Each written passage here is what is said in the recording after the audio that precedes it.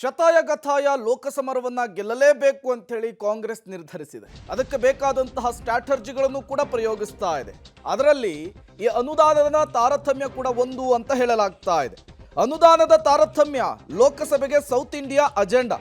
ಬಹುತೇಕ ದಕ್ಷಿಣ ಭಾರತದಲ್ಲಿ ಬಿಜೆಪಿಯೇತರ ಸರ್ಕಾರಗಳದ್ದೇ ಪ್ರಾಬಲ್ಯ. ಇದನ್ನೇ ಅಜೆಂಡಾ ಮಾಡಿಕೊಂಡು ರಾಮ ಮಂದಿರದ ಅಲೆಗೆ ಕೌಂಟರ್ ಕೊಡಲಿಕ್ಕೆ ಕೈ ಲೆಕ್ಕಾಚಾರ ಹಾಕೊಂಡಿದೆ. ಸಿಎಂಗಳ ಮಟ್ಟದಲ್ಲೂ ಕೂಡ ಮಾತುಕತೆಗೆ ನಿರ್ಧಾರವಾಗಿದೆಯಂತೆ. ಪಕ್ಷದ ಅಧ್ಯಕ್ಷರ ಮಟ್ಟದಲ್ಲೂ ಕೂಡ ಒಂದು ಸಭೆಯನ್ನು ನಡೆಸಲಿಕ್ಕೆ ತೀರ್ಮಾನವಾಗಿದೆ. ಈ ಮಾತುಕತೆಗೆ ಕರ್ನಾಟಕದ್ದೇ ಸಾರಥ್ಯ ಅನ್ನೋದು ವಿಶೇಷ.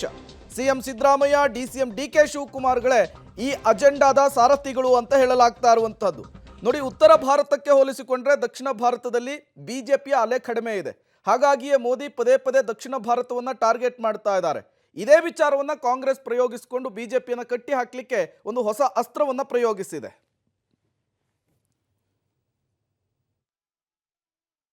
ಈ ಪ್ರತಿಭಟನೆ ಯಾವುದೇ ಪಕ್ಷದ ವಿರುದ್ಧ ಅಲ್ಲ.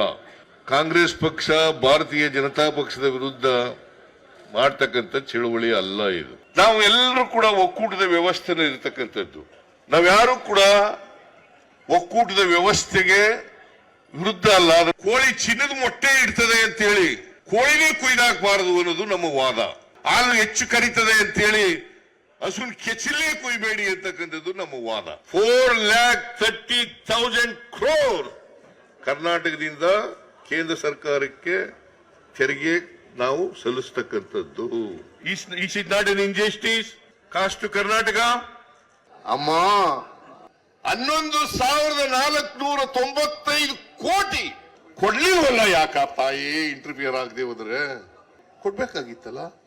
ಯಾಕೆ ಸುಳ್ಳು ಹೇಳ್ತೀಯ ತಾಯಿ ಪಾರ್ಲಿಮೆಂಟ್ ನಲ್ಲಿ? ಇವ್ರು ಹೆಂಗೆ ಅಂತಂದ್ರೆ, ನಮ್ಮಲ್ಲಿ ಕೋಲೆ ಬಸವ ಅಂತ ಇದಾರೆ.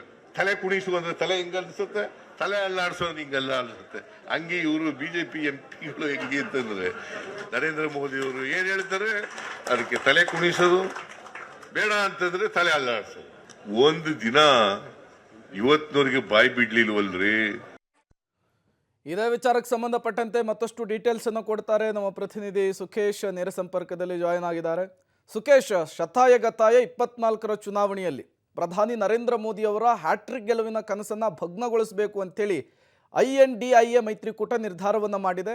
ಈಗ ಕಾಂಗ್ರೆಸ್ ಸಾರಥ್ಯದಲ್ಲಿ ಈ ಸೌತ್ ಇಂಡಿಯಾ ಅಜೆಂಡಾ ಒಂದನ್ನು ಪ್ರಯೋಗಿಸ್ಲಿಕ್ಕೆ ಮುಂದಾಗ್ತಾ ಇದೆಯಂತೆ. ಈ ಅಜೆಂಡಾ ಬಗ್ಗೆ ಎಕ್ಸ್ಪ್ಲೇನ್ ಮಾಡಬಹುದಾ ಅಂತ? ಪ್ರೇಮ್, ಒಂದು ಸ್ಪಷ್ಟ, ದಕ್ಷಿಣ ಭಾರತದಲ್ಲಿ ಮೊಟ್ಟ ಮೊದಲ ಬಾರಿಗೆ ಕೇಂದ್ರದ ಅನುದಾನ ತಾರತಮ್ಯದ ವಿರುದ್ಧ ಧ್ವನಿ ಎತ್ತಿದಂಥದ್ದು ಕಾಂಗ್ರೆಸ್ ಮತ್ತು ದೆಹಲಿಯ ಅಂಗಳದಲ್ಲಿ ಇಡೀ ಸರ್ಕಾರವೇ ಹೋಗಿ ಪ್ರತಿಭಟನೆಯನ್ನು ದಾಖಲಿಸುವ ಮೂಲಕ ಒಂದು ಹೊಸ ದಾಖಲೆಯನ್ನು ಬರೀತು.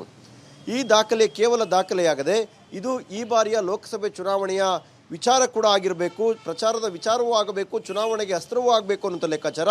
ವಿಶೇಷವಾಗಿ ದಕ್ಷಿಣ ಭಾರತದಲ್ಲಿ ಬಿಜೆಪಿಯೇತರ ಸರ್ಕಾರಕ್ಕೆ ಒಂದಲ್ಲ ಒಂದು ರೀತಿ ಈ ರೀತಿ ಅನುಭವ ಆಗಿದೆ.